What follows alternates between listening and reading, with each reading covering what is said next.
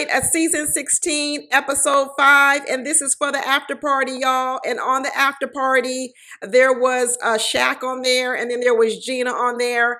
Be sure to check out my videos on all the other couples. I did individual videos plus this after party. I'll leave the link at the end of this video. You can click on the picture and go right to the video, and I'll also leave the links down below in the description or chat box, one of the two. So check those out. But this is for the after party, y'all. And let me tell you, I was so through with Gina on the regular episode. I was like, what she got to talk about on the after party? And she got on this after party saying she regrets what she said to Clint. Too bad, it was said. See, people only regret things when it made them look bad, but they don't regret because it's in their soul. You can see that this is in Gina's soul. It's in her soul. It's who she is. And so she regrets saying it because now she realizes that she looked bad. She tried to say that, well, we were being transparent and saying a lot of things, but we now know that at that time, he wasn't saying those nasty things to her. Now we know he comes for her later on because of the way she came at him so hard. Now we know why he goes in on her. And you know what? Gloves are off. Gloves are off.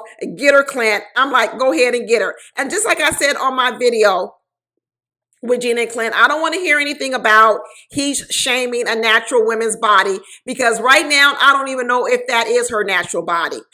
Let's be real, because we already know she's had lip injections and a few other things done to her face. For all we know, this Gina is the after Gina. This could be botched. This could be like what's that, a plastic surgery show, a botched. This could be a botched job. We don't know if this is the before. This could be the after. And the way she was talking about Clint, talking about how when he was talking about how he went to the jungle and he said, I'm a little bit of Tarzan. She go, yeah, I can tell by your complexion. Get her, Clint, get her. I'm not here to protect Gina no more. I'm not here to protect her at all. And Shaq, you know what? I'm kind of almost not protecting him anymore either. So he tells a story that when he went to this cohort for his PhD, everybody noticed that he had a ring on, all the other colleagues, and said, wait a minute, you got a ring on? We never known you to have no girlfriend or be engaged. And then he brings over old girl Kirsten, said, yeah, this is my wife, to show off his wife, his arm candy. I'm starting to believe that's what Shaq is interested in. I'm not starting to believe it. I believed it last week and before, and I'm really starting to believe it now. He really is into looks. That's why he's single out here, y'all. Everybody wondering, how can a guy like Shaq still be single out here?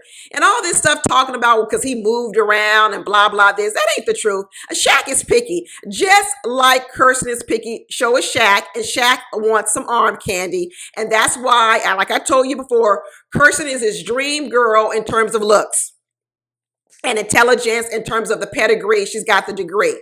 But everything else, in terms of her attitude, she ain't his dream girl. How can her attitude of not being attracted to him be his dream girl?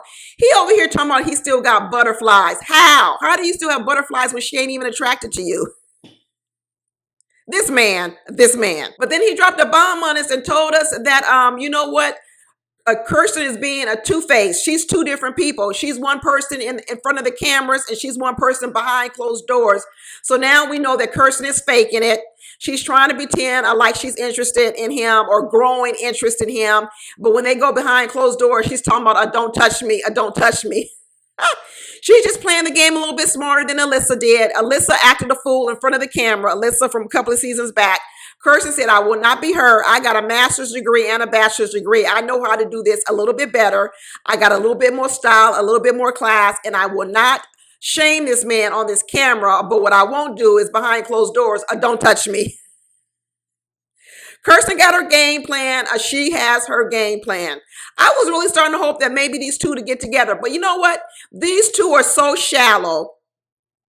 I'm not going to put it past them that they can still get together. I'm not going to put it past them, because I can also see a scenario where once Kirsten sees how much people like Shaq out in the streets, all the women start coming for him, that she may start to develop an attraction to him. Once she sees that other women are attracted to him, she might be attracted to him. I'm telling you, she reminds me a little bit of Noy. That's one of the reasons why Noy tried to double back on Steve. Nori tried to double back on Steve once she saw all the women that liked Steve. But she wasn't interested in Steve in the beginning, but then she tried to double back on him. I wouldn't be surprised if Kirsten tries to double back on Shaq. It may not stick. It may not stick, y'all.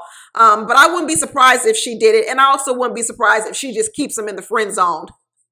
Either way, I wouldn't be surprised because they're both kind of shallow. I'm telling you, Kirsten and Shaq are kind of shallow.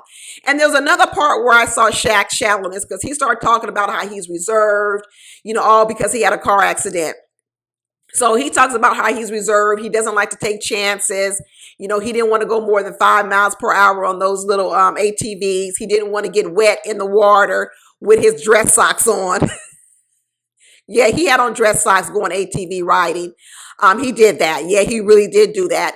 And then he started talking about how he used to want to be president, so he didn't really have no wild college days because he wants to be president and he wanted to keep his image.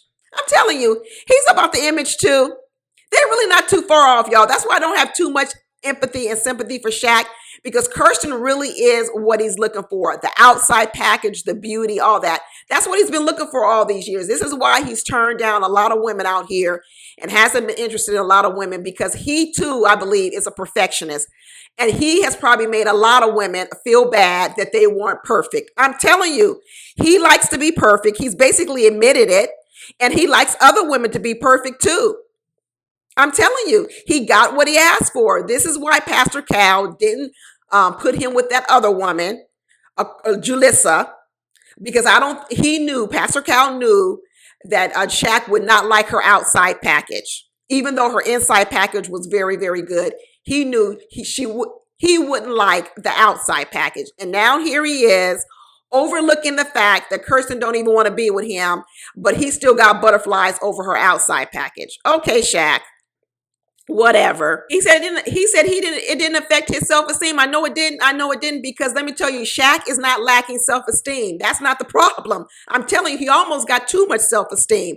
I'm telling you, he ain't lacking self-esteem. So that's why he's not too bothered by what this old girl is doing because he's used to getting turned down because I'm telling you, Shaq likes to go out here and go for the top women. And that's why he gets shot down a lot.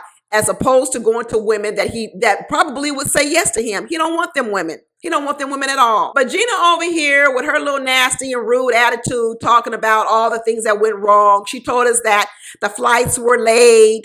They showed that scene where she was mad because there's no batteries in the remote. Honestly, though, I think they are kind of staying at a low-class hotel. I'm not going to say, I don't think it's a 5-star hotel.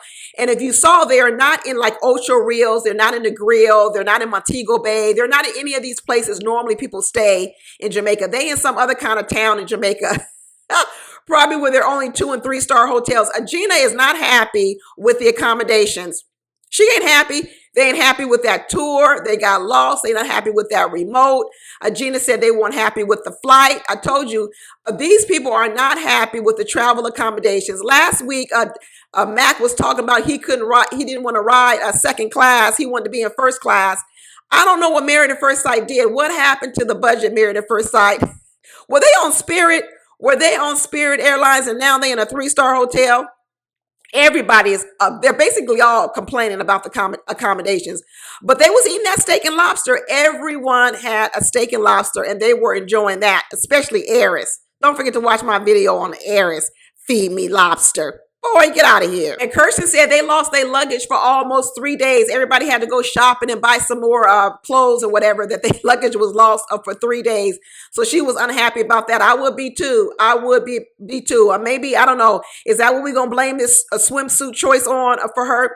I'm telling y'all, I don't have no mercy on Gina no more. None, and not whatsoever. And it's funny because Keisha Naipuli was trying to throw some shade at Gina, talking about some people can dish it, but they can't take it. But Gina didn't catch the shade. She was talking so much and talking over Keisha Naipuli, but Keisha Naipuli threw it out there on her and said, you know what? Some people can dish it, but they can't take it. Talking about how mad they are about what Clint is going to say about her maybe in the upcoming episode. But now we found out that Gina, the one that started the fight, Gina, the one that threw the first blow. But let me tell you, it looks like Clint's going to get the last lick in. And don't nobody need to stand up and stand up for Gina.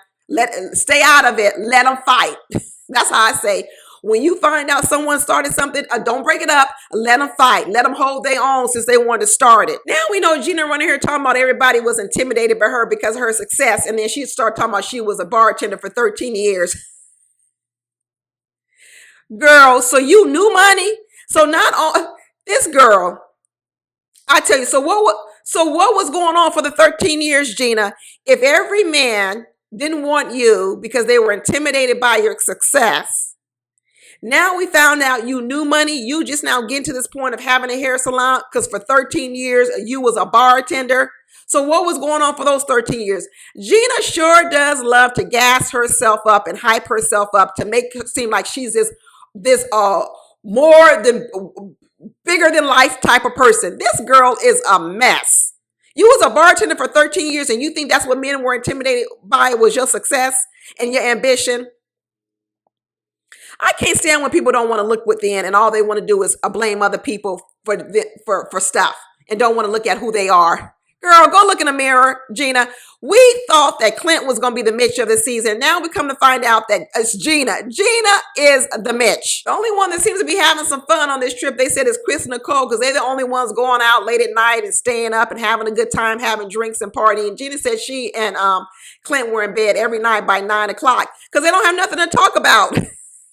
When they was on that 3-hour tour, like Gilligan's Island, they was on that island tour for 3 hours, lost at sea, and they had nothing to talk about. Their whole conversation was superficial, and all Gina could think of talking about was payroll, how she got to get payroll in. Woo, Lord, y'all, this was a mess. Anyway, watch my other videos on the other couples, and I'll talk to y'all later. Here are the links. Bye.